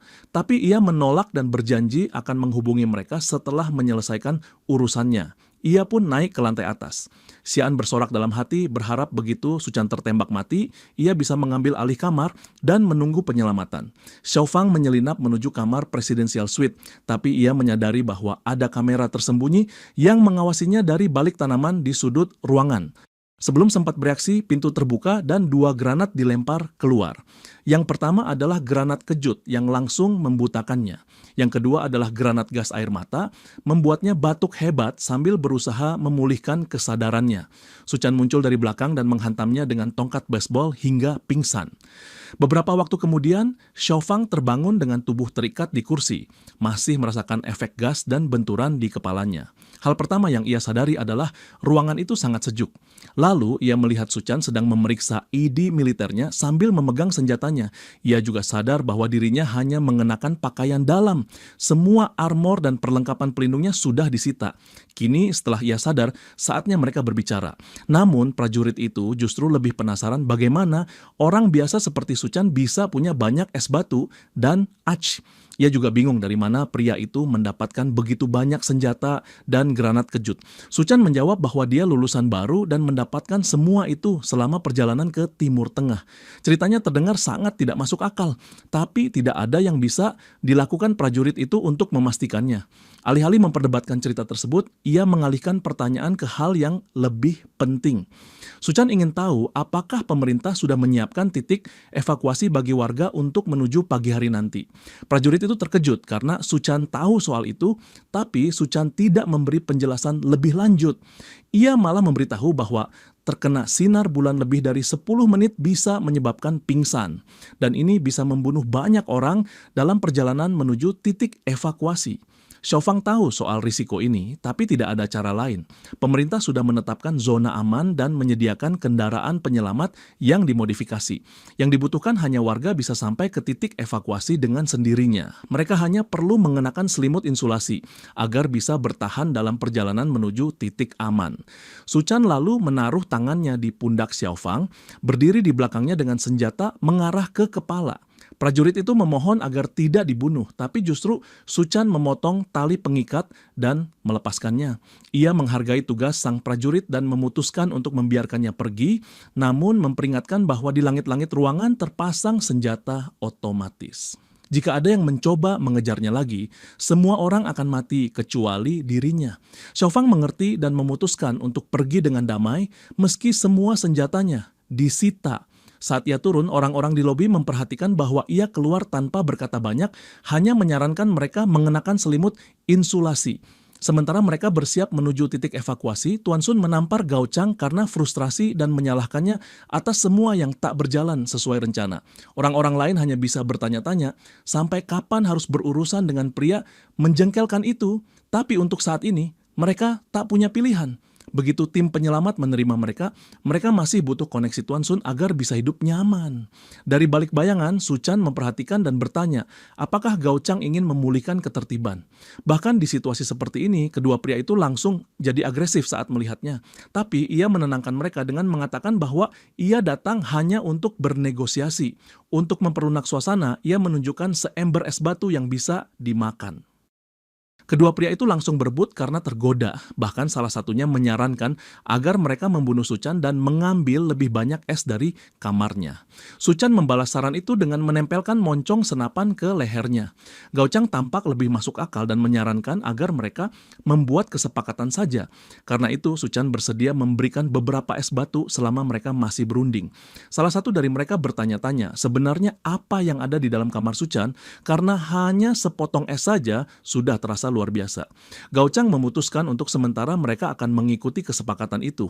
Nanti mereka bisa mencari celah untuk membunuhnya.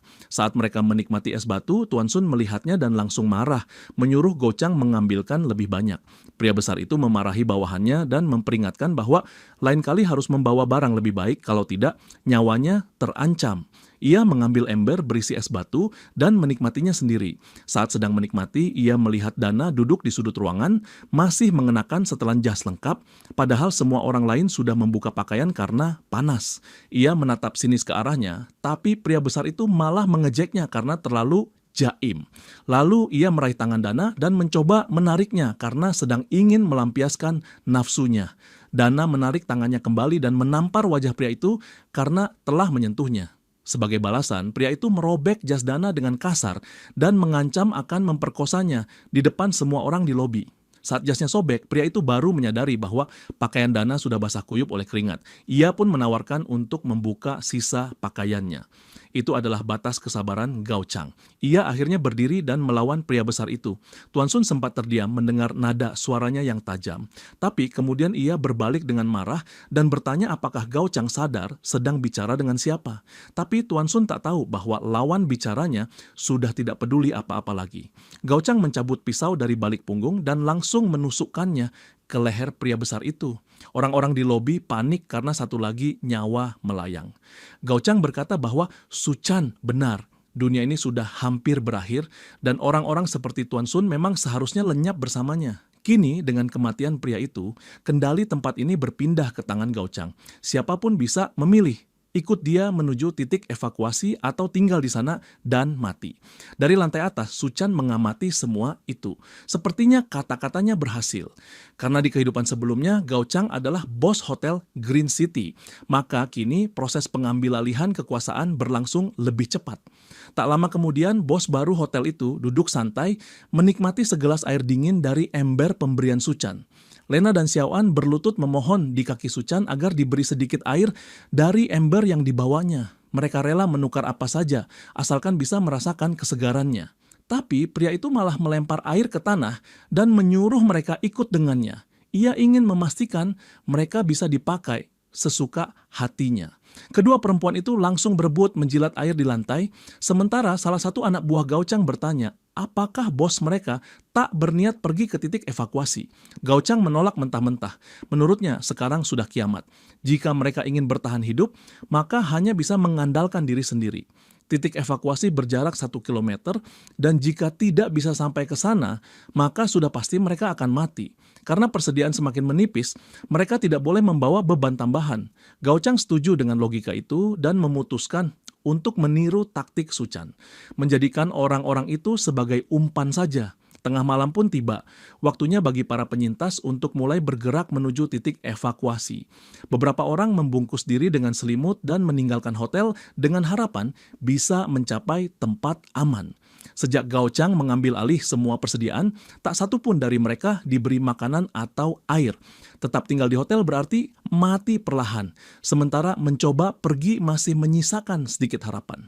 Rombongan besar itu berjalan menyusuri jalanan kosong, mengenakan papan yang diikat di kaki mereka. Tapi meskipun begitu, panas aspal tetap tak tertahankan. Salah satu dari mereka tersandung dan jatuh tepat di permukaan jalan yang menyengat. Tubuhnya langsung meleleh seketika, tapi yang lain terus berjalan tanpa menoleh. Dalam kondisi seperti ini, tak ada waktu untuk peduli pada orang lain, bahkan jika itu keluarga atau orang tercinta. Xiao An dan Lena juga sudah membungkus diri dan bersiap untuk pergi. Di hotel hanya tersisa camilan yang cukup untuk 2 hari, jadi mereka sangat ingin sampai ke titik evakuasi dan makan sepuasnya. Tapi sebelum mereka sempat pergi, seorang pria menarik paksa handuk yang menutupi tubuh Xiao An. Pria itu berkata bahwa mereka sudah diberi makan oleh Gao Chang, jadi seharusnya tak pergi secepat itu. Ia menuntut agar mereka menemaninya bersenang-senang sebelum pergi.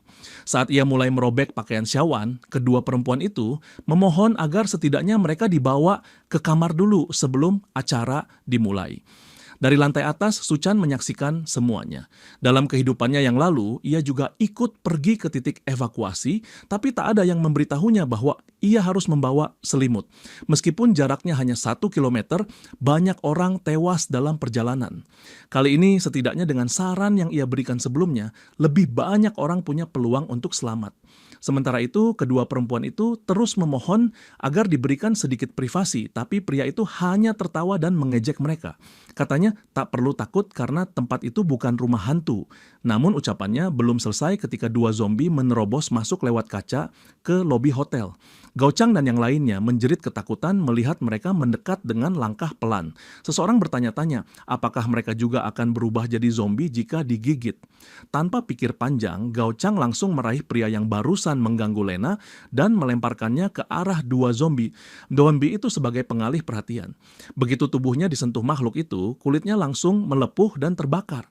Setelah melihat itu, Su Chan akhirnya memutuskan untuk turun tangan. Ia melangkah turun dengan pedang panjang tergantung di punggung dan meminta semua orang menyingkir. Mereka terkejut karena dia berniat melawan makhluk itu sendirian. Tapi Gao Chang menyuruh yang lain diam dan membiarkan dia beraksi. Jika berhasil membunuh makhluk-makhluk itu, mereka bisa langsung membunuhnya setelah itu. Sementara itu, Suchan memperhatikan kedua zombie yang menggeram di depannya. Dalam kehidupan sebelumnya, ia tahu bahwa mayat yang terkena sinar matahari bisa bermutasi. Tapi mereka bukan zombie sesungguhnya karena tidak bisa menularkan virus. Ia menyebut mereka sebagai iblis kekeringan, makhluk yang mirip dengan sosok dalam legenda makhluk mitologi Tiongkok. Iblis kekeringan ini ternyata masih membawa ingatan dan keterikatan saat mereka hidup.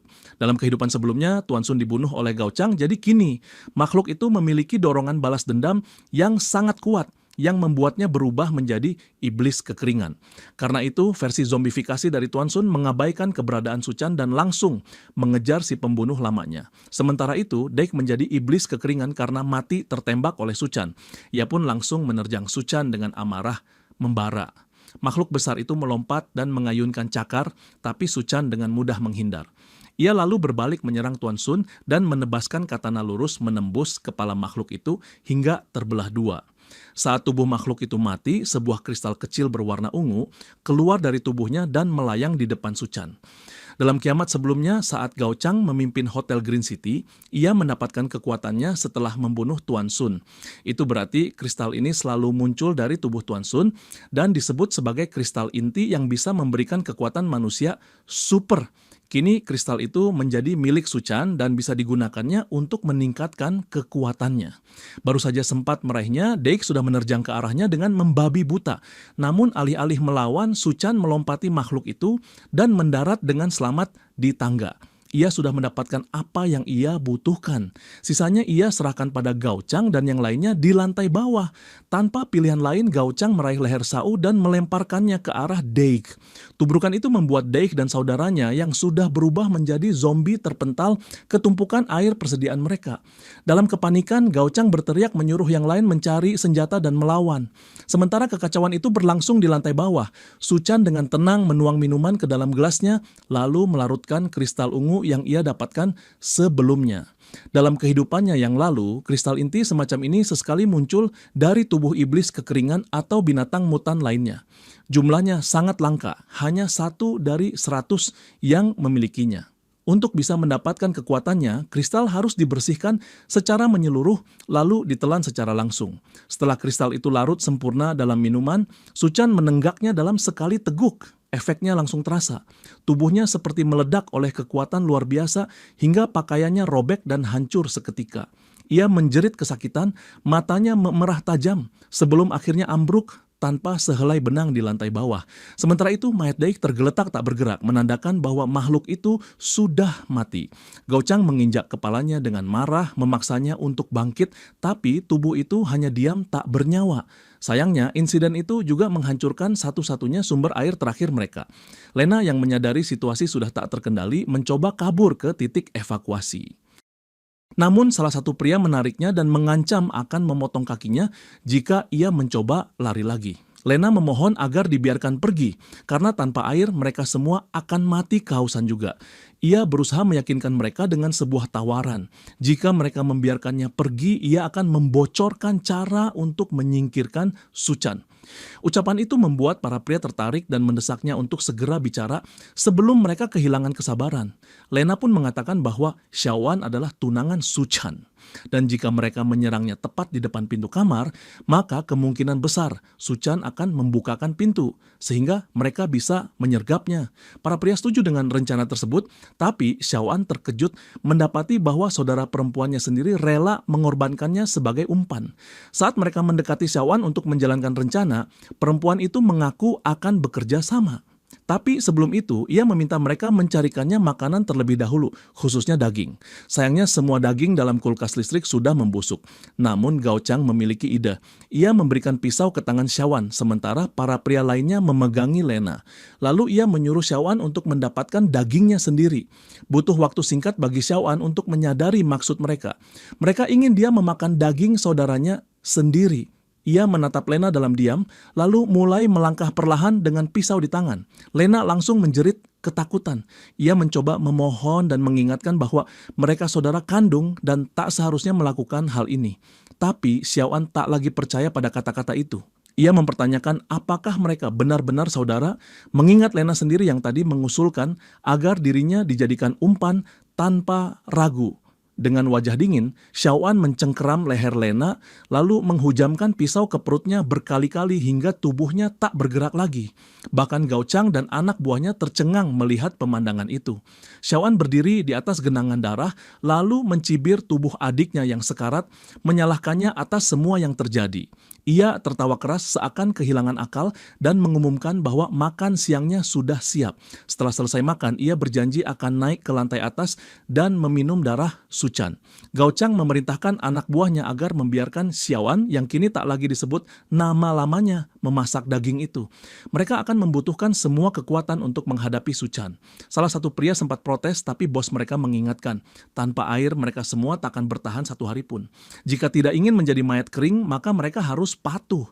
Dengan enggan, pria itu akhirnya menyerah dan berteriak menyuruh yang lain mencari Xiaoan. Sementara itu, Suchan akhirnya siuman. Ia mulai merasakan efek kekuatan barunya.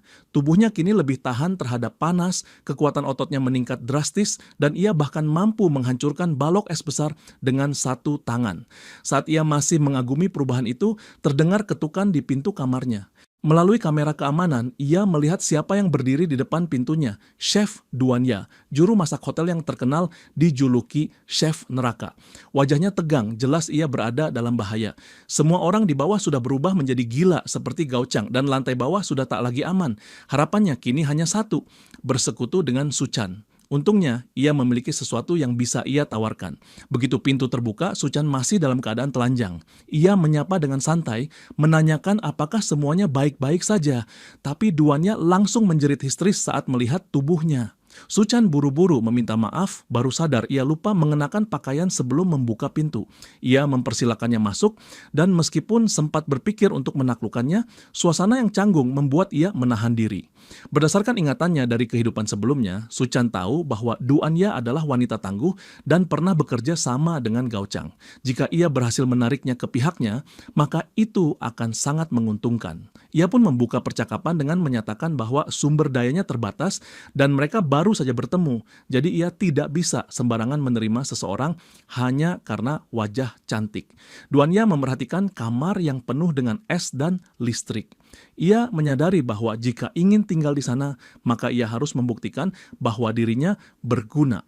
Ia pun mengatakan bahwa dirinya bukan hanya seorang koki.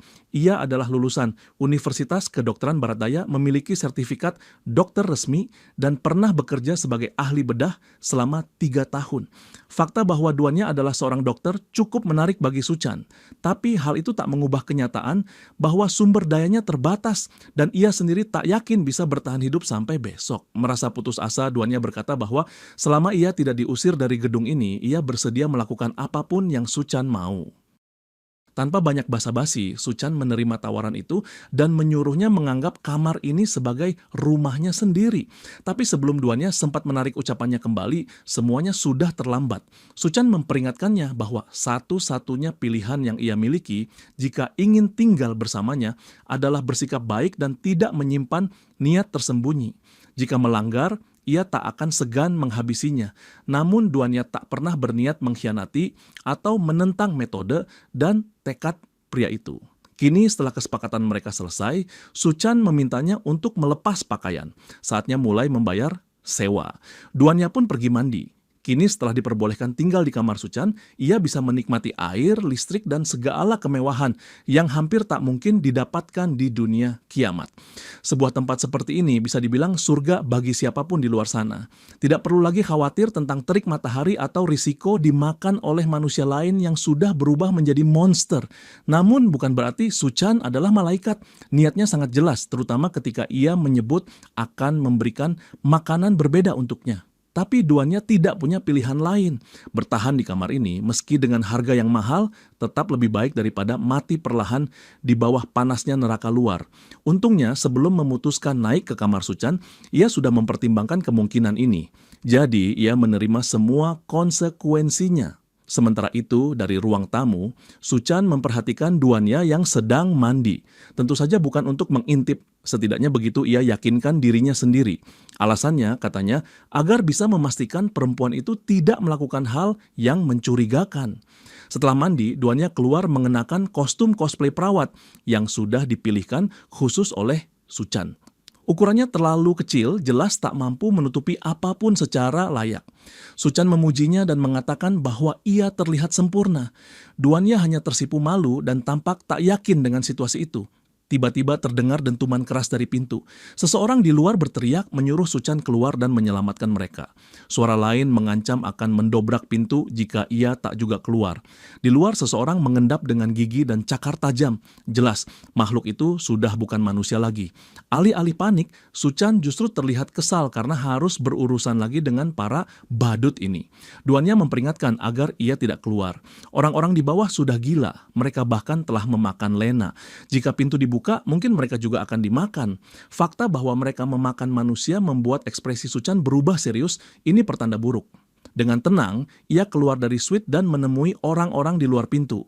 Ia memperingatkan mereka agar tidak terburu-buru merusak pintu, karena akan merepotkan kalau sampai rusak. Pria-pria itu terlihat seperti sudah kehilangan akal.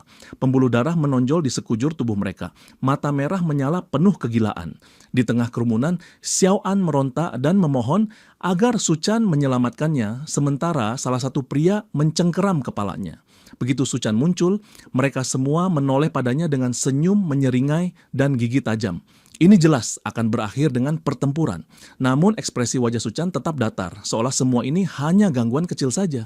Begitu melangkah ke lorong, salah satu pria yang bersembunyi di balik dinding mencoba menyerangnya dengan pisau. Tapi kekuatan dari kristal iblis kekeringan telah meningkatkan refleks Suchan. Ia berhasil menangkis serangan itu dan langsung mematahkan lengan pria itu, lalu menusukkan pisaunya sendiri ke lehernya. Para pria lainnya terkejut dan mundur, menyadari betapa berbahayanya pria ini. Sementara itu, Xiao An melepaskan diri dan berlari ke arah Suchan, masih memohon diselamatkan. Tapi Suchan tidak tertipu dengan aksi gadis dalam bahaya. Ia langsung mencekik leher perempuan itu, lalu melihat bahwa matanya pun memerah dan giginya berubah tajam. Setelah seseorang memakan daging manusia, tubuhnya akan bermutasi dan taring akan tumbuh di mulut mereka. Xiao An dan para pria itu kini bukan manusia lagi. Suchan menggenggam wajah Xiao An hingga perempuan itu tersedak dan sulit bernapas. Tapi para pria lain tak menunjukkan kekhawatiran sedikit pun. Di tengah dunia yang sudah berakhir, apa peduli mereka soal moralitas? Selama bisa bertahan hidup, bahkan dengan menjadi monster haus darah pun tak masalah. Xiao An menyeringai dan berkata bahwa daging manusia terasa lezat. Setelah memakannya, tubuhnya dipenuhi energi. Kini ia hanya perlu menyingkirkan Suchan dan mengambil alih kamarnya. Ia mencoba mencakar Suchan dengan cakarnya, tapi satu tendangan keras menghempaskannya, menabrak jendela dan terlempar keluar. Hampir saja ia jatuh ke jalanan, namun berhasil menggantung di pinggir. Tapi terik panas di luar mulai membakar tubuhnya, membuatnya menjerit kesakitan. Sementara itu, para pria yang tersisa memutuskan menyerang Suchan bersama-sama sebelum ia sempat mengeluarkan senjatanya. Suchan sempat berpikir apakah ia perlu membuang-buang peluru untuk mereka. Salah satu pria memperingatkannya agar tidak meremehkan mereka, lalu melompat ke udara dan bersiap menyerang dari atas. Tapi Suchan tidak segan membuang peluru. Ia mengangkat pistolnya dan menembakkan peluru tepat ke kepala penyerang pertama. Para pria lainnya langsung menyebar, mencoba menghindari peluru dan menyerangnya dari sisi lain. Dengan tubuh mereka yang telah bermutasi, kekuatan dan kecepatan reaksi mereka meningkat drastis. Sementara para pria itu masih berusaha menyerangnya, Suchan terus melepaskan tembakan demi tembakan. Tapi peluru biasa tak cukup untuk menjatuhkan mereka. Dengan kecepatan baru yang mereka miliki, serangan tersebut bisa mereka hindari dengan mudah. Salah satu dari mereka bahkan memanjat langit-langit dan meluncur dari atas, tapi gerakan seperti itu terlalu lemah untuk mengejutkan Suchan. Ia menangkap kepala pria itu dan membantingnya ke lantai hingga mati seketika. Tanpa jeda, ia mencengkeram tangan pria lain dan merebut pisaunya, lalu memutar tubuh dan menggorok dua orang lainnya sekaligus. Hanya tersisa satu orang, Gao Chang yang tubuhnya telah diperkuat mutasi. Pria itu berlari ke arah Suchan dengan tinju yang sudah ditarik ke belakang, siap menghantam.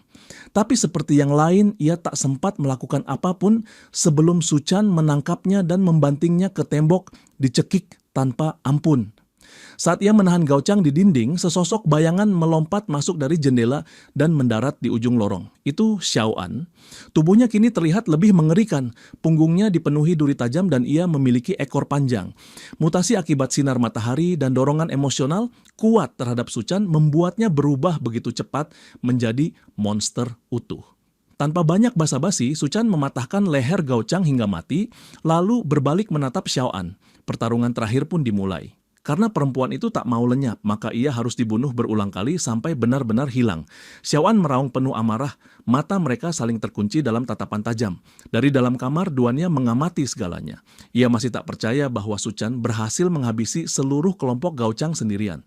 Tapi kehadiran monster perempuan baru itu menyisakan firasat berbahaya yang jauh berbeda. Ia merasa harus melakukan sesuatu agar bisa tetap berada di sisi pria itu.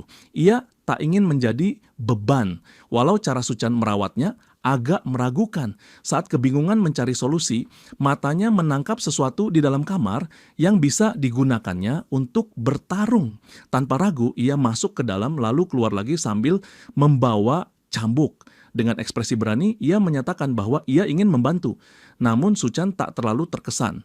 Tak takut dan menolak untuk bersembunyi memang sikap yang bagus, tapi dengan pakaian seperti itu, ia hanya akan jadi pengalih perhatian. Raungan dari monster kembali menggema, mengingatkan mereka bahwa ada hal yang lebih mendesak sekarang. Monster itu menyerang lebih dulu, melesat secepat kilat. Su Chan nyaris terkena cakaran di kepalanya dan bajunya robek sebagai akibatnya.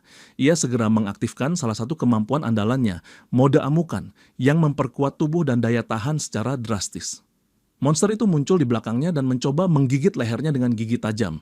Tapi bahkan gigi sekeras itu tidak mampu melukai kulitnya. Kini giliran Su Chan.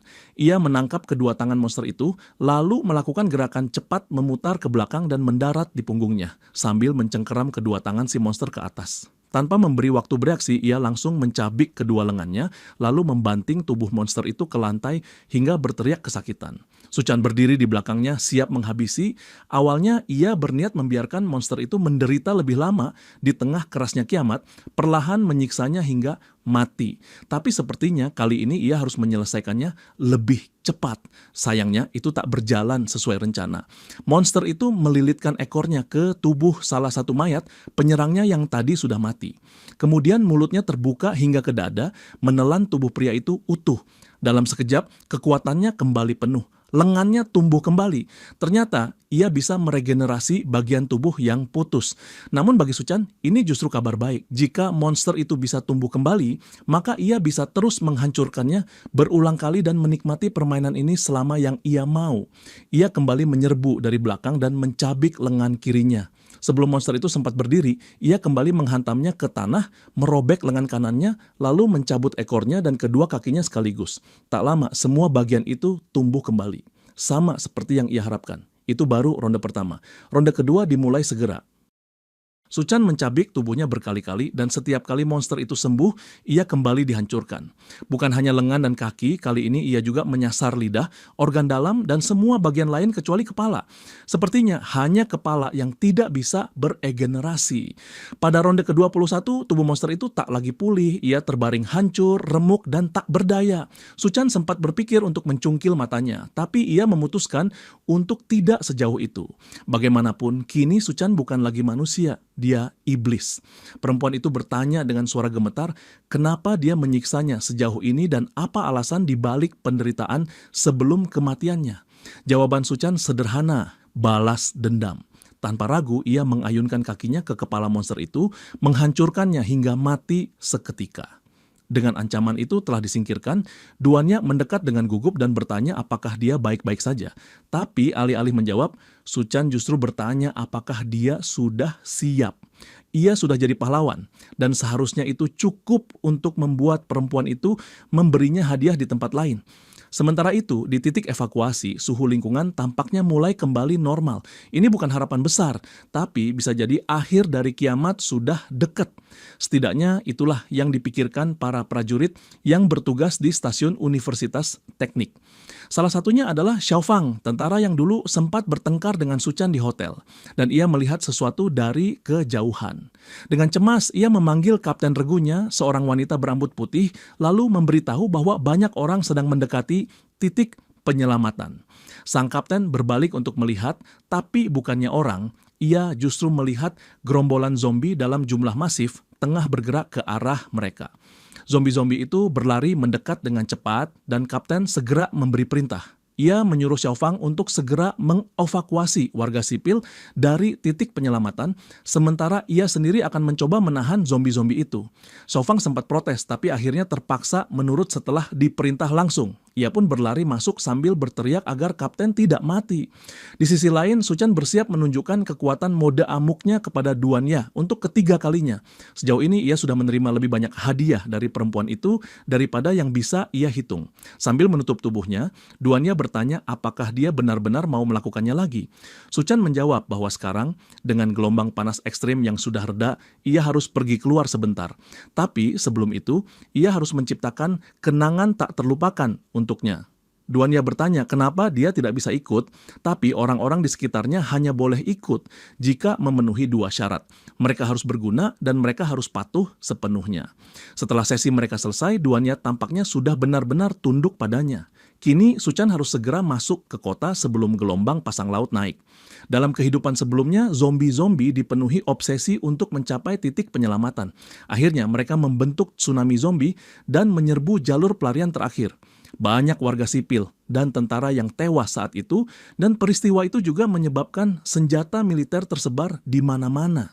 Akibatnya, banyak orang bodoh di jalanan kini memiliki akses ke senjata api, dan orang-orang biasa saling menembak demi bertahan hidup atau sekadar bersenang-senang. Begitulah berbagai faksi terbentuk dan sejumlah orang naik ke tampuk kekuasaan di tengah kekacauan. Namun, ada juga yang terlalu bodoh untuk menggunakan kekuatan barunya dengan cara yang tepat, seperti sekelompok orang yang mencoba menghentikan mobil Su Chan hanya dengan berdiri di depannya sambil menodongkan senjata.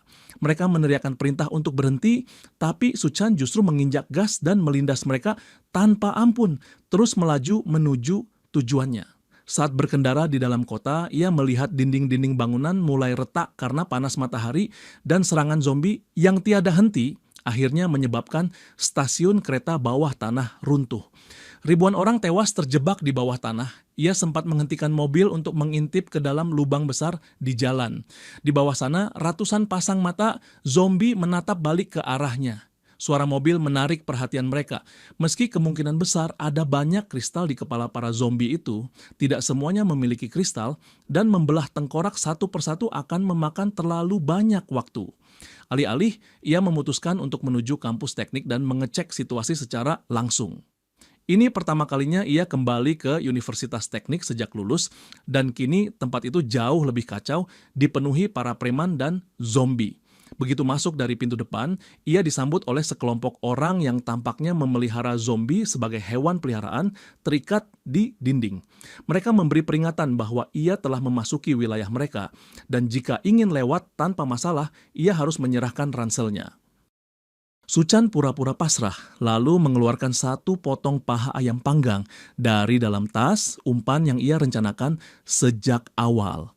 Kelompok itu yang tampaknya sudah lama tak mencicipi makanan enak, langsung panik karena lapar. Su Chan melemparkan paha ayam ke tanah.